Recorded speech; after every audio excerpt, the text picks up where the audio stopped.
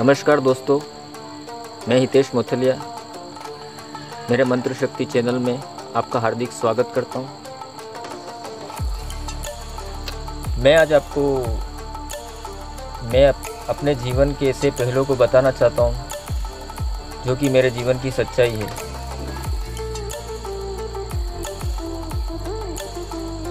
हमको अपने माता पिता पाल पोस कर बड़ा करते हैं और अपने ही संतानों के साथ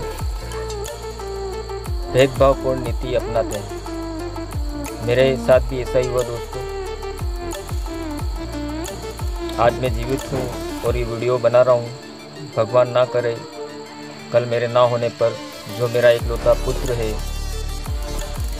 वो अपने पापा की तकलीफ़ों को देखेगा तो पता चलेगा कि पापा ने जीवन में कितना संघर्ष किया है। दोस्तों, मेरे परिवार वालों में मैं सबसे छोटा हूँ। मेरे से बड़ी बहन है और सबसे बड़ा भाई। मेरे माता पिता ने मेरी परवरिश तो बहुत अच्छी तरह से की, लेकिन मेरे अंदर जो एक खालीपन था, जो प्यार की भूख थी, जो इज्जत की चाह थी, वो मुझे कभी नहीं मिली। मेरे माता पिता ने हमेशा मेरे बड़े भाई की हर कार्य में सपोर्ट किया, चाहे वो कार्य अच्छे हो या बुरे, पर हमेशा उसके काम को ही सराहा। मेरे बड़े भाई ने भी लव मैरिज की, मैंने भी लव मैरिज की। मेरे माता पिता ने मेरे बड़े भाई की जब ज़रूरत हो तब पैसे देकर उसे एकदम कमज़ोर बना दिया कि वो कभी जीवन में अपने बलबूते पर कुछ कर ना सके। और मैंने नेटवर्किंग मार्केट में अपनी पहचान बनाई खुद के बलबूते पर। लेकिन मेरे परिवार वालों ने, मेरे पिताजी ने मेरे ऊपर प्रेशर ही डाला कि तू ऐसा है, तू वैसा है। अभी दोस्तों कुछ महीने पहले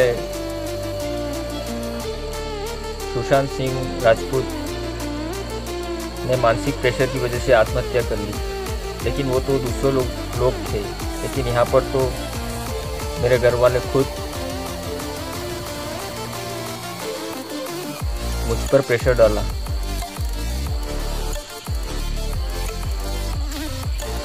दोस्तों, इतना प्रेशर होते हुए भी, होने के बाद भी 2014 में मैंने गायत्री साधना प्रारंभ की। उसको करते करते मेरे विचार बदले, जीवन जीने का नज़रिया बदला और अपने आप को एकदम निष्पाप कर दिया। लेकिन इसके बावजूद भी मेरे परिवार वालों ने, मेरे माता पिता ने मेरा विरोध किया। कभी कभी तो मेरे पूजा का जो आसन होता है उसको भी लेकर चले जाते थे। मेरे पिताजी मेरे रूम में जो गायत्री मंत्र का स्टिकर बना हुआ था उसको भी फाड़ देते थे। और जो मेरी माताजी है मुझे ताने देती थी कि तेरी गायत्री ऐसी है, तेरी गायत्री वैसी है, तू तो नाटक करता है। हर रोज़ मुझे कुछ न कुछ ताना मारते ही रहते थे। लेकिन दोस्तों, आज 6-7 साल से मुझे गायत्री साधना करते करते हो गए हैं और इस दौरान मैंने यह सीखा है कि आप अगर अपनी जगह सही हैं और आपकी दूसरों के प्रति भावनाएं सही हैं तो दूसरे दुनिया वाले चाहे जो भी कहें, गायत्री साधक को कोई फर्क नहीं पड़ता है। आज भी जब मैं पूजा करता हूँ तो मेरे पिताजी मुझे घूर घूर कर देखते रहते हैं, लेकिन अब तो वो मेरा कुछ बिगाड़ नहीं सकते क्योंकि उनके जो मेरे प्रति ईर्ष्या की भावना है वो मेरा कुछ भी बिगाड़ नहीं सकती है। क्योंकि अब मैं माँ बगलामुखी का भी साधक हूँ और माँ अपने पुत्र की रक्षा करना अच्छी तरह से जानती है। मेरी जो धर्मपत्नी है वो बहुत ही समझदार है। उन्होंने ही मुझे संभाल कर रखा हुआ है, वरना इन लोगों ने तो कब से मुझे मार दिया था। आज भी मेरे पिताजी अपनी सारी टेंशन मेरे बड़े भाई को दे देते हैं और जो भी बड़ी गाड़ी है और सब कुछ उसी को सौंप देते हैं। लेकिन क्या फ़ायदा, उसके पास तो उसका परिवार भी नहीं है। मेरे माता पिता मेरे बड़े भाई को पैसे दे देकर खुद को कुछ करने के काबिल वो कर नहीं सके, कुछ इस तरह से उसको कमज़ोर बना दिया। और इसी वजह से उसकी जो घर वाली है वो भी पिछले 9 सालों से नहीं है। मेरे पास तो मेरा परिवार है, मेरी पत्नी है, मेरे 12 वर्ष का एक पुत्र है और बहुत प्यार करने वाली पत्नी जो हर कदम पर मेरा साथ देने वाली है। इन लोगों ने कभी मेरी पत्नी की भी कदर नहीं की और उस पर भी झूठे झूठे आरोप लगाकर दोस्तों बहुत परेशान किया। अगर इतना प्रेशर होने के बीच मैं भी सुशांत सिंह राजपूत की तरह आत्महत्या कर लेता तो मेरी पत्नी और मेरे पुत्र का क्या होता। मेरी पत्नी ने हमेशा मेरा साथ दिया।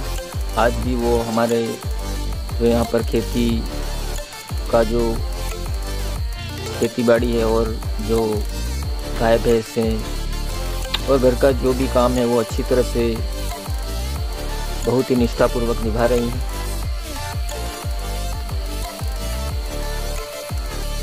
गुरुदेव माँ गायत्री, माँ बगलामुखी हमेशा मेरी रक्षा करती है, इसलिए मुझे अब किसी का डर नहीं है। लेकिन जो मेरी जीवन की एक सच्चाई थी, जो कि गायत्री साधना करने के बाद भी मुझे अपने ही लोगों ने नहीं पहचाना, वो मैं आपको शेयर करना चाहता हूँ। मुझे पर आप एक बात बताइए, क्या अच्छा जीवन जीना गुनाह है क्या? भक्ति करना गुनाह है क्या? अगर आप एक अच्छा जीवन नए सिरे से जीना चाहते हैं तो क्या आप गलत कर रहे हैं क्या?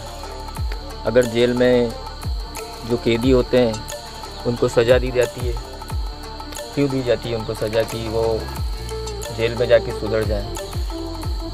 वो तो खैर जेल होता है, लेकिन यहाँ तो घर वाले भी जेल से बदतर ज़िंदगी दे रहे हैं।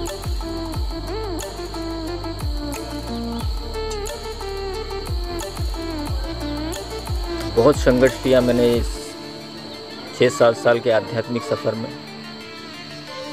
अच्छा होने के बावजूद भी लोगों का विरोध, तू ऐसा है, तू वैसा है। लेकिन अब इतना मजबूत हो गया हूँ कि अब किसी का डर नहीं है, भय नहीं, क्योंकि माँ बगलामुखी का साधक हूँ। बस माँ गायत्री, गुरुदेव और माँ बगलामुखी से यही चाहता हूँ कि मेरे जो घर वाले हैं उनको सद्बुद्धि दें। और रोज़ मैं यही कहता हूँ, मेरी कोई उनके साथ कोई ईर्ष्या की भावना नहीं है। बस ये वीडियो बनाने का कारण यही था कि मैं अपने जो दिल की बात है वो आप लोगों तक शेयर करूं, और कभी मेरा अगर पुत्र देखे तो वो भी जाने कि पापा की क्या तकलीफ़ थी। ओके दोस्तों।